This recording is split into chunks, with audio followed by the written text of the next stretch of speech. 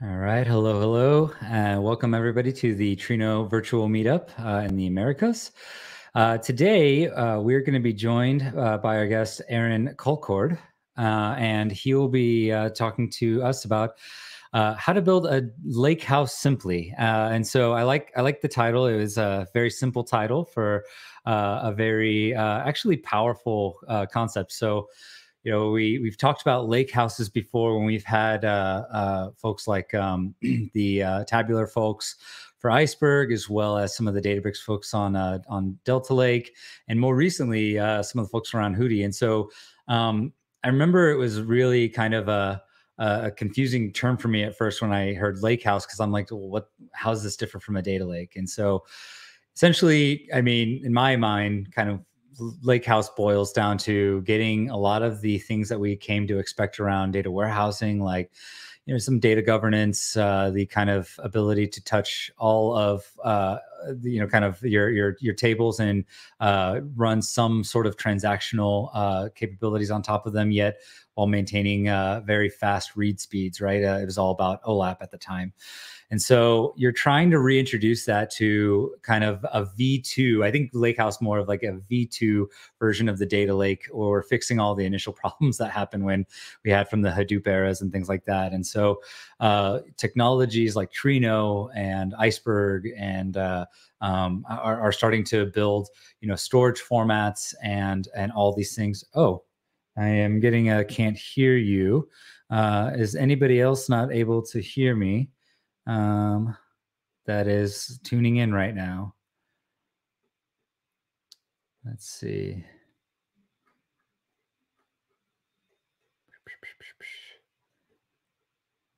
Let's see.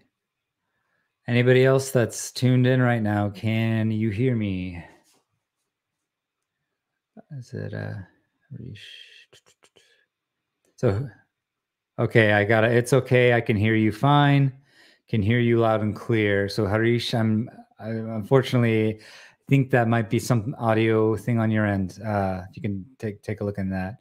Actually, he can't hear me, so I should probably reply to him via comment right now. Let me go ahead and do that real fast. Harish, seems like everyone is able to hear me on. So maybe an audio issue. Sorry, I'm doing this live, folks, but didn't have anybody else on the back end to send that message via the LinkedIn comments there. So if you're on YouTube, I'm talking to somebody else in the LinkedIn side. Okay, getting back to things now. So hopefully Harish gets that figured out.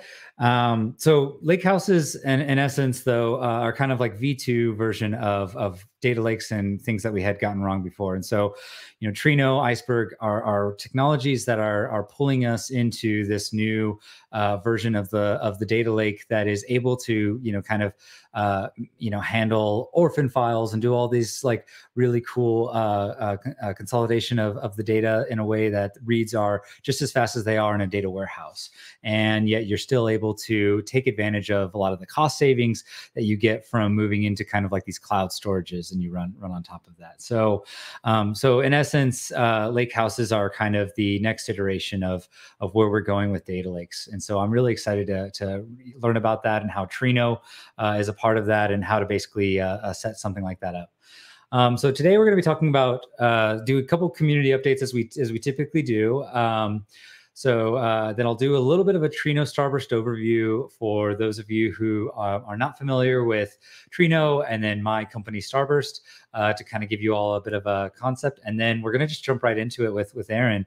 And by the way, Aaron is from Privacera. It's one of our close partners that we work with. And they have a solution that builds on top of Ranger, provides a lot of fun, cool access control, and makes it super, super simple. So, but that's not what he's going to actually be talking to us about today. It's actually going to be talking specifically more about Trino. So excited to hear that. So if you're new to the Trino community, I wanted to give you a couple of these links. And so if you are concerned about getting these links right away, don't worry. This will be on a YouTube recording here in a little bit, so you'll be able to kind of go back, rewind, and pause the video at a particular time and see these URLs. Typically, Anna is the one that's putting a page that links to this, and I actually don't have it today because she'll usually link you to all of these links for me, and she's out today sick. So, but best place to go, and this one you can just remember off the top of your head, go to trino.io/Slack. You don't have to add the HTML thing that's in there if you don't want to. Just trino.io/Slack, and that'll take you to a page where you can sign up and join our Slack group. We are just getting close to about 8,500 with a weekly active users around. We had it actually up at 1,000 around the Trino Summit, but it went back down to around 800s. So we're in the 800s of weekly active users right now in the Trino on that group, and so it's very active. We have about a little about 150 posts per week, and so that's people posting the initial one, and then there's the comments that come after that. So it's pretty active Slack channel, and that's definitely where we recommend you learn how to use Trino as well as contribute to Trino. And speaking about contributing to Trino, this one here to the right, if you want to contribute to the project, you can also go to trino.io/development, and that's going to give you this kind of top level page on how to get started. And if you wanted to contribute a new feature or just kind of hop into our GitHub and learn about some good first kind of pull requests or first issues to start working on if you wanting to get involved in open source. Then hopping back to the left, I don't know why I'm doing this zigzag thing today, but we're going to go with it. So Trino Community Broadcast, that's a show that I and Manfred Moser and myself do host for, as well as now Cole Bowden. I almost forgot him. He just joined us earlier this year and has been joining us for a couple of these broadcasts. So go to trino.io/broadcast, and that'll give you some of the most recent episodes. We're actually going to be having one coming up this Thursday, talking to the folks from Alexio to learn about caching. So that's going to be pretty exciting. If you want to get involved by, maybe code's not necessarily the thing you want to contribute, you just want to talk about your experience, the blog can be found at trino.io/blog. If you want to contribute that, you reach out directly to me, and you can find me again on Slack or LinkedIn, wherever you know me from.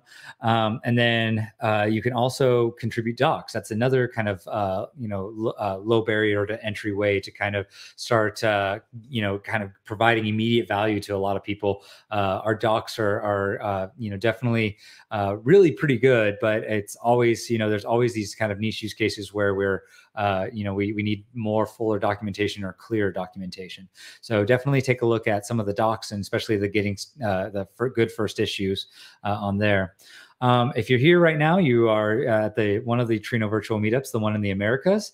We also have an EMEA APAC that we're building out, and is definitely going to be something that as we go to a hybrid meetup strategy, we're going to be doing a lot of these in person, but then streaming them from the in-person ones and doing them to these respective groups. So really excited to get started on that.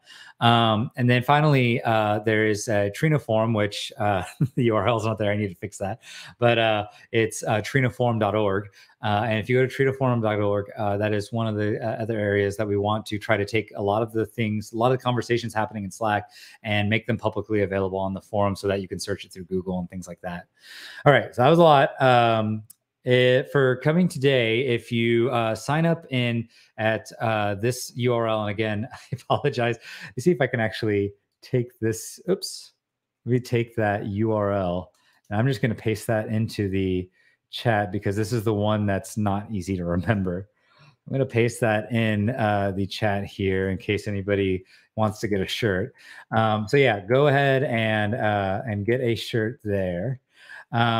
For being here today, if you have not gotten a shirt before, fill out this form, and then we will basically send you a shirt. If you're in a country where we can't send it to you, then we will send you a gift card, and we apologize for that. Okay, so let me hop real fast in. I've already eaten up a little bit of Aaron's time by debugging some sound issues. So let's go right into what is Trino and what is Starburst. So Trino is a high performance MPP SQL query engine. So that's a lot of like stuff right there. So why do we need a high performance MPP SQL query engine? Well, the big issue that Trino tends to solve is that you are able to actually address and talk to multiple different storage units. And so storage units might be something like a database. So you could have Postgres or a NoSQL database like Mongo or Elasticsearch. You could also have what we're talking about today, the data lakehouse or data lake type setup where you're talking to some system like Hive, or which is kind of the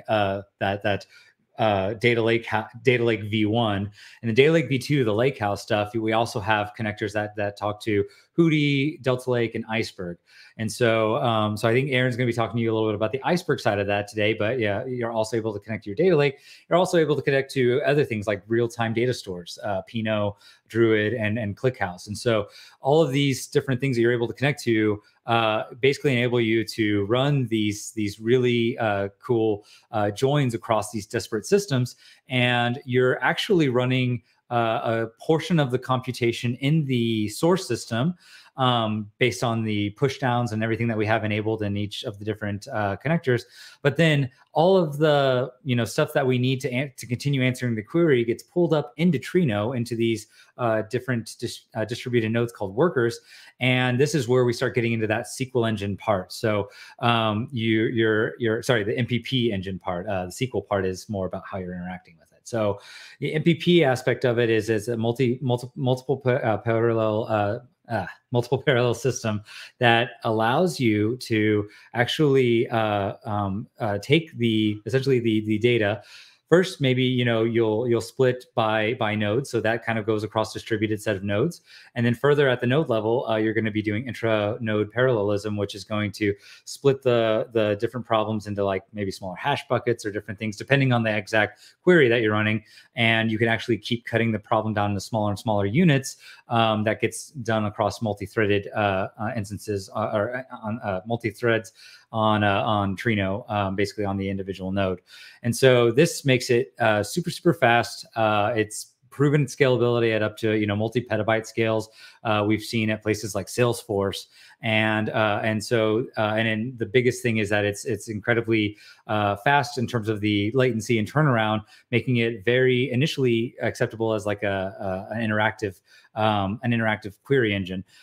More and more people now, though, are starting to adopt Trino for its speed as an ETL engine, more so than just an interactive engine. And so that's kind of one of these newer elements that we've even added with a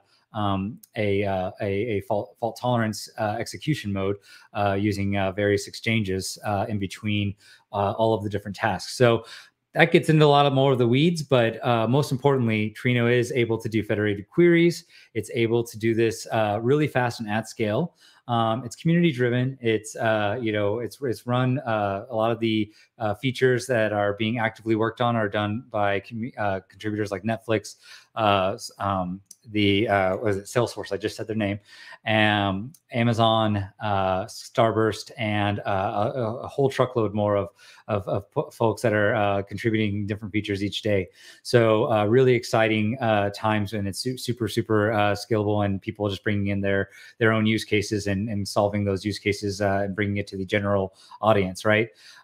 Separation of compute and store. So this is, kind of the typical thing that we did with big data, making sure that our compute is basically handling all of this data, and Trino kind of treats all of these things as like, generically talking to the SPI, and it can go over multiple different units of storage now, depending on what data storage you're specifically talking to, which connector you're using, and then deploy anywhere. And this is going to be some stuff that Aaron's going to be getting into is, we can deploy via Kubernetes, deploy via cloud, and then you can deploy on-prem.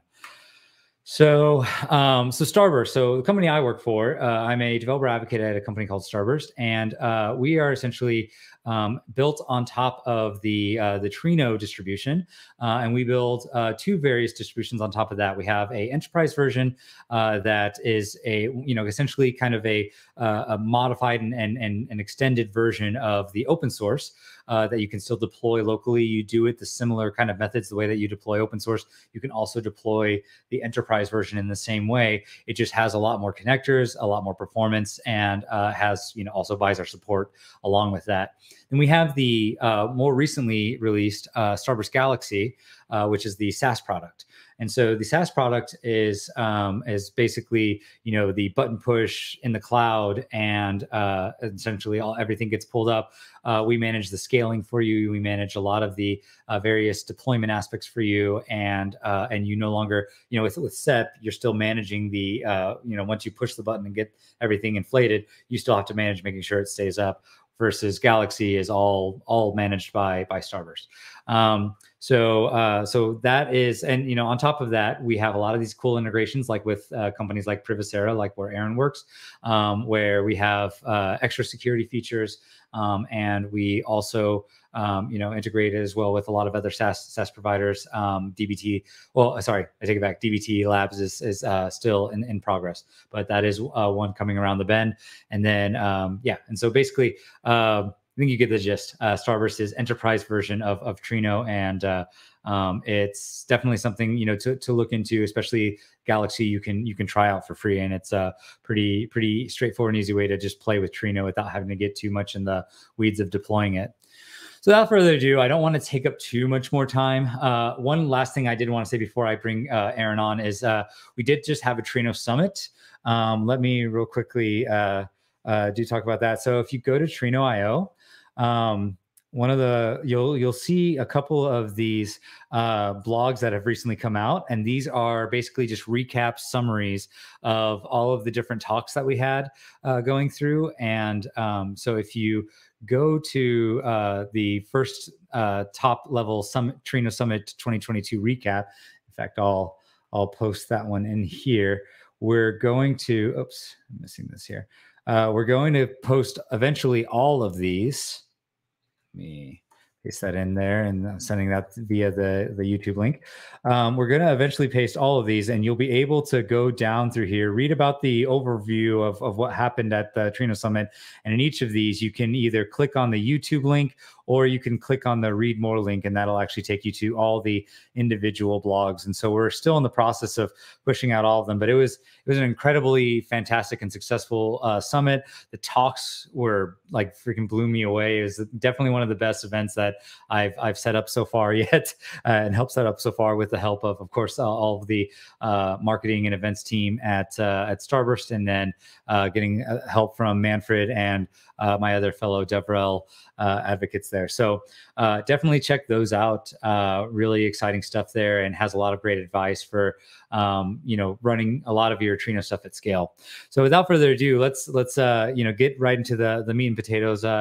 Bring up Aaron here, and we'll switch over to you, sir. How to build a lake house simply. So how do you build a lake house simply? Yeah, totally. Let's get into it. So I'm broadcasting from the inside of this lake house, as you can see. With a piano in the background. The piano. I play that all the time when I'm not at the orchestra or using Trino. Yeah. So just a little bit about this slide, right? So my name's Aaron Colcard, Senior Director for the Center of Excellence at privacera. So Brian had mentioned a little bit of what privacera is. So like Trino, as an open source project, has its umbrella of Starburst as a commercial vendor supporting it. Apache Ranger, which was designed as a security solution for the same ecosystem, has its umbrella company at privacera, where we have enhanced and expanded that product so that we can bring security and data governance to these types of products at scale. No greater lake than Lake Superior, which is where we're going to build our lake, lake house, and we're going to take the word simply very seriously, because as we go into this, I'm going to show you the patterns that I personally had to go through to build a lake house with Trino, and how I dug into each of these features to understand how I could actually make something extremely simple and bring it to production and host at my current rate. I think I have around 25 or 30 billion records. which is only a couple months of actual data, but the amount of scale that I'm able to get is just phenomenal when you think that I'm literally building a lake house. I'm not renting it, I'm building it. So I'm going to live in it just like I virtually am right here. So let's give a little context onto the background. So privacera, this is kind of like the ecosystem as we see it, and our product really is down there around the data privacy and access governance. But when we kind of go up the layers, right, we have these other layers such as data catalogs, data transformation, data ingestion, cloud warehouses, and then now we have cloud data lakehouse. And they can all help us begin to fulfill the data science and the BI use cases at a scale that we've never been able to do before, almost unimaginable. And some of the patterns that we're going to dig into are literally going to tackle some of these data ingestion patterns simply and show us exactly how we can actually build something just like this. Just even with just the open source project of Trino itself, which is a fantastic project. It's just amazing. So a couple months ago, I set out a couple project goals, and it was center of excellence. So let's go into what that is. Where I work with our customers to come up with some best practices and patterns so that they can really unlock those high levels of compliance and privacy that our customers are looking for using their tool.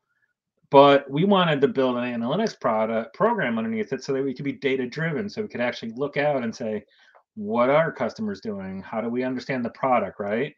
How do we understand our product usage so that we can help our customers achieve more and then subsequently improve our own product? Are we understanding exactly what is being done?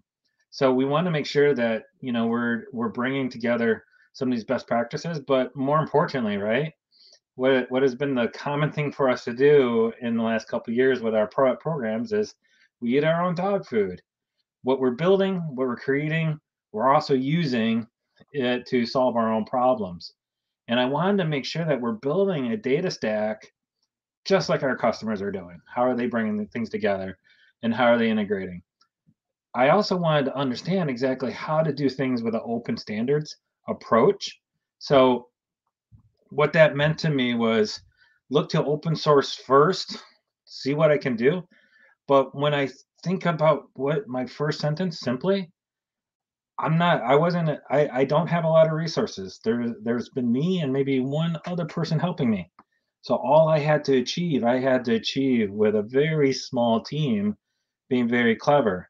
So we had to be agile. We had to think about what we're actually going to what we're actually going to do. If it's going to take us 5 hours or 5 days, what's that choice? How do we go through that? That's really pushing simply. So before this, I just want to give this disclaimer. At privacera, we love all of the different stacks, all the modern data stacks. They have all the strengths and weaknesses. They balance out differently. These choices of how we built this was only based on the journey and the amount of effort. Given the different use cases, we might have gone a different way. But nonetheless, this still allowed me to create something what I thought was pretty amazing, something that, as I said, is hitting an exceptional amount of volume at an exceptional amount of speed. So let's talk about what a lakehouse is. All right. Lakehouse is new. Didn't exist a couple years ago. So it is an open standard about how we bring, and it's designed literally to bring together what was the strengths of the data lake together, what were the strengths of the warehouse, and how do you bring those together so that you can have machine learning and BI coexisting in the same ecosystem, being flexible, cost efficient, having separation of compute and storage so that what you maintain over here is different than how you're actually storing it. A lot of robustness inside that type of ecosystem. There's a concept of like, how do we get flexibility? How do we, rather than always like in the warehouse, we always had to transform every bit of data to fit into a structure. In the lakehouse, we don't. We can leave some of that unstructured, and we can leverage approaches to virtualize it or materialize it on demand. It also fixed a lot of, and it's also fixed a lot of problems with how data lakes initially got deployed. When data lakes first got deployed, there's a lot of excitement.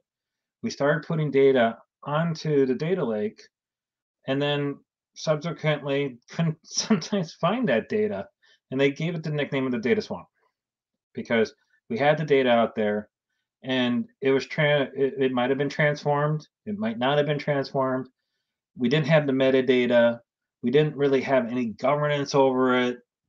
So Lakehouse, the creation of this allows us to actually start solving those issues, like how do we make sure our data is consistent, even understand how some of our structures. And I put in here a little call out to data mesh because there's a lot of similarity to Lakehouse to data mesh, which is also a really new concept.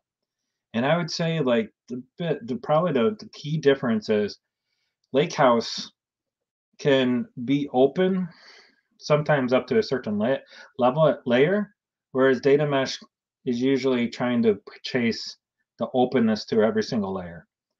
And that's more of a call out that we're going to see different vendors in the space talking about Lakehouse, and just look to see where their openness stops and how they approach the openness equation. One of the things that I liked with using Trino, as well as what you can see on the side there, I have the logo for Iceberg. Iceberg is wonderfully performant, and I'll share some of that experiences there. One thing that I enjoyed was we're truly open from top to bottom here, and as well as being extremely simple. So let's talk about that. Let's talk about this open architecture. Let's talk about like why even to use Iceberg. As I said, we love all of our vendors. So whether or not it's us thinking about Trino and Starburst, if we wanted to, by using Iceberg underneath here and storing it, we have options. We have options with other vendors to figure out how to unlock that data across this ecosystem. So being truly open, truly a lake house, not having that vendor lock-in, and then just making your choices based on what makes best sense, right? In my cases, my choices were like, how do I embrace how do I embrace openness, right? How do I do the choices first, right? That gets me the outcomes that I want. And then if it fits my use case, then I'll figure out how to expand it. So let's get into my recipe. So I have a recipe for how I put together this. Okay, we have Trino, we have Iceberg, which we've mentioned. We have another open source project called Apache Superset, which will allow us to create dashboards, BI, reports, self-service democratized analytics.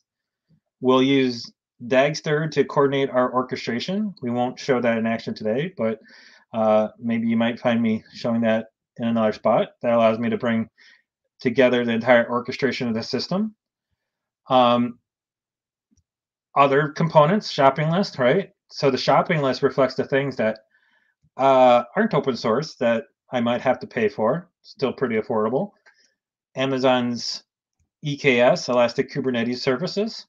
So we're going to talk about how we're going to put Trino onto Kubernetes and deploy it. S3, that's going to be our storage source where we're going to put the data or put the Iceberg structures. EC2, obviously, that's what EKS is using to run. We'll talk a little bit about what are my experiences with the nodes. So I played around a lot with the nodes to see what really worked for me. And AWS Glue, which is a pretty popular pattern for a Hive metastore. And the Hive metastore allows us to, as I showed you in the last slide, allows us to create the structure in one spot and then truly share it. That data mesh concept being able to have multiple different systems working together to support. I did put as directions, be careful in mixing this, because it may explode to billions and billions of records. And you may be pleasantly surprised when it starts getting up to that scale, because you may not notice any degradation of speed, which is actually really fantastic. So let's talk about my first simple pattern. So we're going to start logically here before we get physically. So our data lake plus our data warehouse equals the lakehouse. So as I was putting this together, one of the patterns that I looked for was, how do I put this data inside of our system with as little ETL as possible, and to try to use as much and allow the data to transform as fast as possible. So I think I'm 25 billion records, definitely. That used to take a very long time to do millions of records. And my transformations do take under 5 minutes. And they actually start, all my auditing data will start in a JSON format, completely unstructured. And we will use a feature to actually tap that and move that across inside Trino and allow Trino to recompile that into Iceberg structures. And we have description data such as, who might our customers who are using our product, because that's what we're trying to do. We're trying to optimize so that we can understand their partner, what their usage is, so that we can improve our product. So we store that information structured, and we'll bring that together so that we are obeying, as you can notice on the right side, almost traditional data warehouse terminology: fact tables, dimension tables, aggregate tables. All these patterns will help us actually unlock it in Superset through using Trino. So let's jump ahead a little bit. So let's do our base. Let's talk about some of our building our dimensions and facts. How do I actually tap that unstructured data that's sitting almost exclusively in JSON without changing it a lot? So I'm gonna recall the old days when I had this problem. In the old days, I had to go get Spark ETL to read all this JSON, write it into a data frame, and then rewrite it out to S3 structured, usually something like Parquet or another intermediate step. Well, I'm not going to do that this time. When I'll talk a little bit about like how fast this project can work sometimes. Trino changes extremely fast. It's almost like the end of Ferris Bueller's Day Off, where he says, if you look around, you just might miss something. That's how fast Trino works on their updates. So when I started the project, there was no such thing as partition projection. I had a problem. I'm like, okay, how am I going to go get all this data that's being written across S3 with multiple folders, multiple layers, and bring that data in, because it's also all JSON? Well, luckily, a feature that was present in AWS Athena was ported over into Trino. And that feature allows us to actually build a table that has a map of what the JSON will look like, and also a template of how that S3 structure also is built in. And now we don't even have to have another system to build ETL. I mean, I was trying to build, I was building the Spark system to build this, and then I'm like, okay, I don't have to build it anymore, because that changed my equation of 5 days to 5 hours.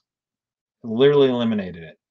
All I have to do now to find that table and do a select into create table as. Done. That data will then automatically, Trino will spring into action, move that data across, and recreate it. some practical experience for those who are familiar with how Athena does their storage template. Pay very close attention to the Trino documentation. It is accurate.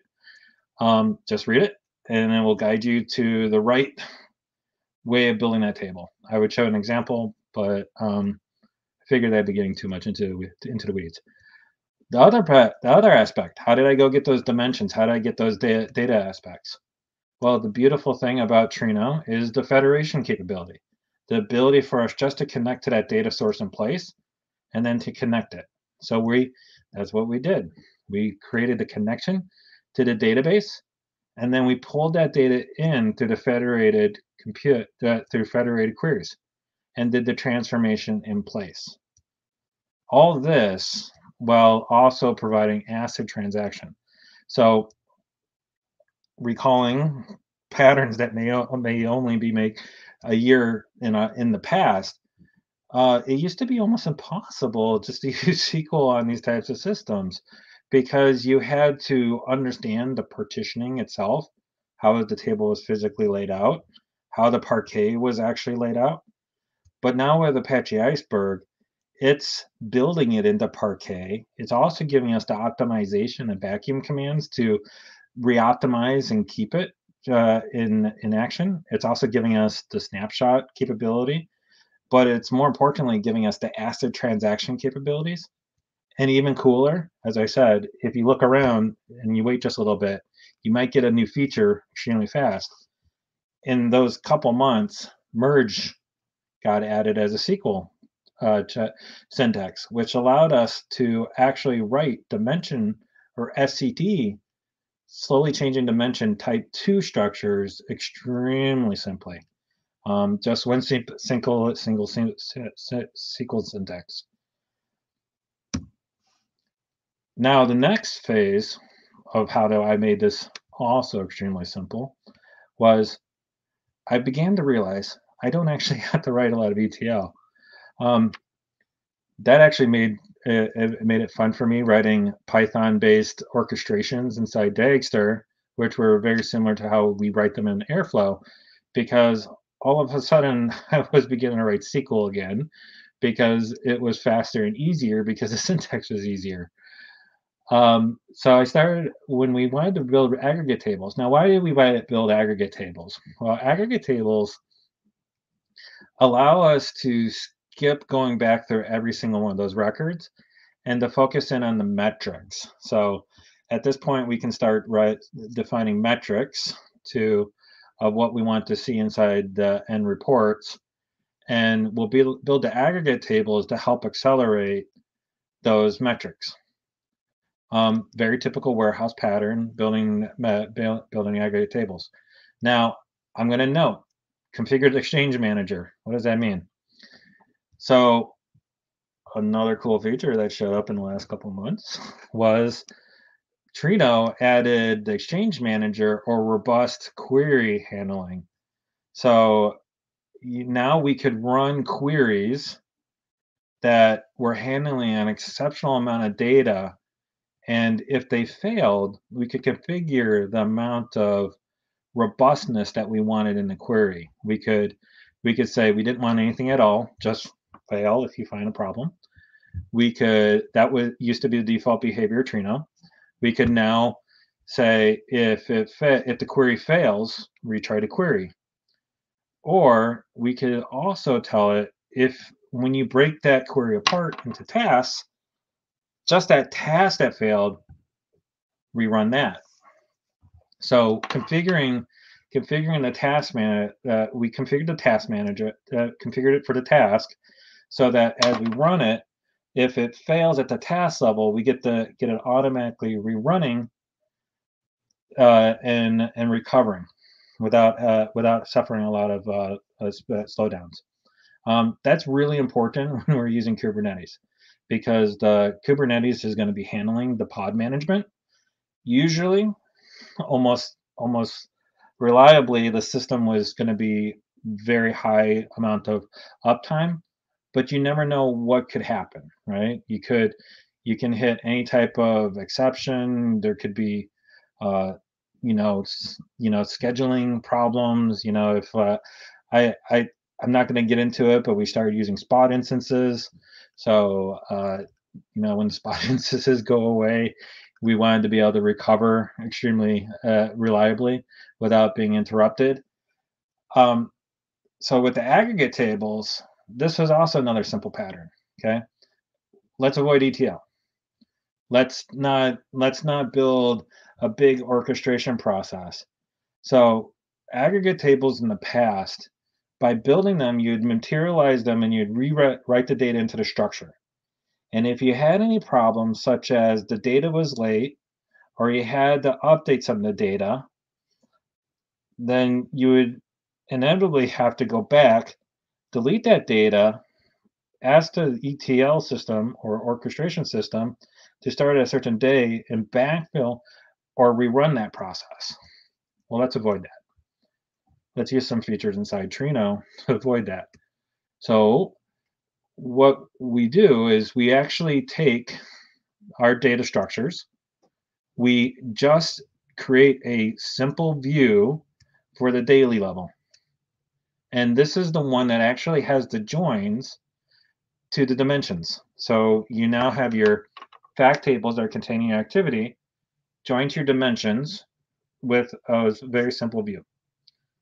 Now we'll build our monthly, quarterly, annual views on top of it, but we'll make those materialized views, meaning that it'll be up to Trino when we run.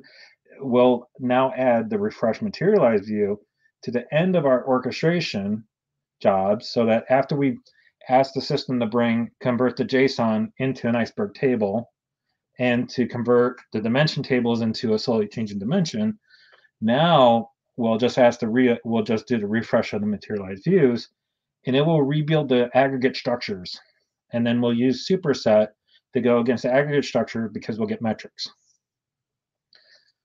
I'll just tell you, this was, once it started working, I just had so much fun with it because I'm like, I don't have to build complicated ETL processes anymore if I have data that might be late, or if data I found was wrong and I had to redo it.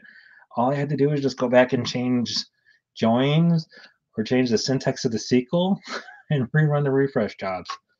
Literally simple. Okay, before I move off of this topic and go into the physical, I mentioned Dagster. Dagster allows us also to write a lot of structures that Airflow can also use, and we usually write those orchestrations in Python. So you may think, okay, using Trino, boy, I learned modern data systems, I know all this great stuff. I don't want to go back to SQL because there's all these problems with SQL or the syntax. Okay, we got you. There is a Python client, and that is actually literally how we've written all of our orchestrations, is with the Python client. So it looks exactly as how you would write an orchestration job in any other system. Just the exact same. Very little difference. You're going to create the classes, you'll create the structures, and then you'll send it through this orchestration system and it can build it. So let's talk a little bit on the physical side. So on the physical side, we're using Kubernetes. Elastic Kubernetes, EKS for AWS. Every one of our cloud vendors, Azure, Google, AWS, they have some form of Kubernetes that you can deploy this to. This is how we build our data, our lakehouse, so we can live into it. There's two main Helm charts. So the Helm charts are our key to making this simple. So the complicated way is to learn how to use kubectl and to write all the commands. The simple way, use the Helm charts. The Helm charts are great because they are getting updated by the community, and they're getting a lot of shared knowledge of how to run Trino. Now, I had mentioned this to Brian, and so I'm going to mention that the Trino Helm charts so far have been rarely updated, but they are going to be getting a maintainer, and those should come up and start being updated a lot more frequently, extremely soon, and that's going to help us out a lot. If you're looking right now, if you're looking for some of the fastest updates on Helm, you'll usually find them in the Valerino Helm charts. So there's two. He updates those almost so fast, almost weekly, daily, that you'll find some new change in there. You can choose both or either. What I've seen is that a lot of the project tardigrade or the ETL robustness has gone into the normal Trino Helm charts. I really haven't seen those in the Valerinos yet. But then there's also some great stuff in there. Once they get that maintainer. So I'd advise, like, start with the Trino Helm charts, see how well it goes. You should be in good shape. You'll be able to very quickly build out Helm charts that will allow you to templatize your production, which is what I've done. So I've templatized our production, so I have a Helm chart that I can use to deploy against my development, and I use that same Helm chart to deploy against the production. Just some small changes in between. Those are handled by environment variables. The next element of keeping things simple is terraform your Kubernetes cluster. Not too hard.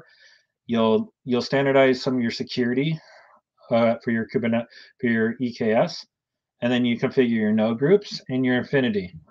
Your affinity is, by the way, I would recommend that you actually create a node group for your coordinator and another separate one for your actual worker nodes. That way you can actually manage them separately.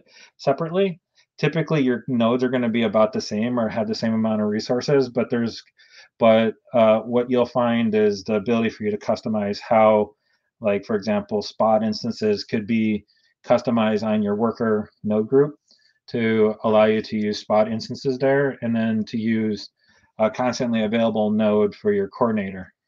So that every time, because it can, if you put everything in the one node group, sometimes you can find that the Kubernetes scheduler isn't wanting to schedule exactly the way you want it to, and you don't have a coordinator. So make sure there's a coordinator node group in Affinity.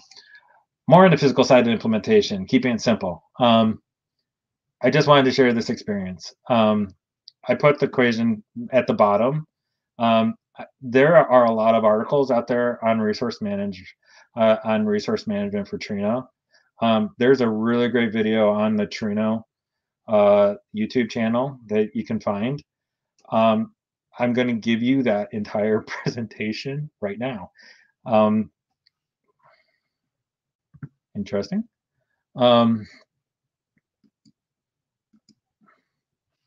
We'll just jump ahead. I'll give you the entire I'll give you the entire experience of that. Pretty much, if you put out a node that has 128 gigabytes per node, put 70 gigs for your max memory per node configuration, and 30 gigabytes for your headroom, and then save 28 for the swap OS. There's the actual equation is much more complicated, but that'll create a pretty robust and pretty performant node. What I have learned, because I'm sure when you come into the project and you're trying to learn it for the first time, you have questions like, what is the best type of node? If you really need it to be extremely performant and finish with the fastest queries, go compute. If you're okay trading off for a little bit cheaper and not having it go as fast, use the memory nodes, the R types. You'll find that the difference is so very close, but it can be, it depends upon how much you're planning for your concurrency and how much you're planning for how fast you want your actual queries to finish. But that's just my general observation was the compute was faster, but memory nodes were cheaper. I myself have decided to go for memory nodes because it's just made the actual core combination with the node groups and the spot instances a lot better. Tales of a Journey. So I put these in before I saw that Brian had all those great links at the beginning. The blog is fantastic. The Slack, join it if you're going to use Trino. There's always new information, new announcements. Everybody's really helpful down there. There's amazing amount of video resources on Trino. If you get bored with looking for Trino resources, you can use the word Presto. You'll find a lot of compatible advice there too, using what the engine formerly known as Presto. When I began the project, there was like a long list of product features that I was like, I really wish I had this because this would really save my job, make my job a lot easier to finish this. And the thing is I think that there's probably a release of Trino almost every 2 weeks. And so I literally can just say, like, if you need a feature and you're waiting for it, just wait 5 minutes. And if you're really antsy, go check the GitHub to see whether or not someone's already filed it or is about to commit it or it's about to roll in. It's amazing how fast it is. I think right now we're at release 403. I was amusing myself that right now I still can't find the 404 release. With that, I think we're just about wrapped up here. I'd love to take any questions if you have any. That was awesome, Aaron. Yeah. We're still working on the 404 one. Don't know when it will come. Yeah, I'm expecting you guys to just go to 405, but yeah. It hasn't been thrown off the table yet. So, anyways, I do want to open it up. That was a great presentation, by the way, Aaron. Really liked that. I mean, a lot of times you'll get kind of high level descriptions about like kind of the ways you'll set up these views in the all of the orchestration. And so thanks for going into the details there. I think it's interesting. Your talk would have been very well, like fitting in super well at the summit, because you talked about a lot of, maybe 3 or 4 talks talked about, basically the current, the status of what they were like when they were in Hive, and then they migrated over to Iceberg, their orchestration, moving everything into using some sort of Kubernetes setup. And the final one was we did have Zillow talking about their using spots, Trino on spots. And so I was just like, wow, like you covered like a good chunk of the material that we were talking about at Trino Summit. So I'm glad that we at least were able to get you on and just after and have you kind of essentially recap the summit for us. Yeah, pleasure.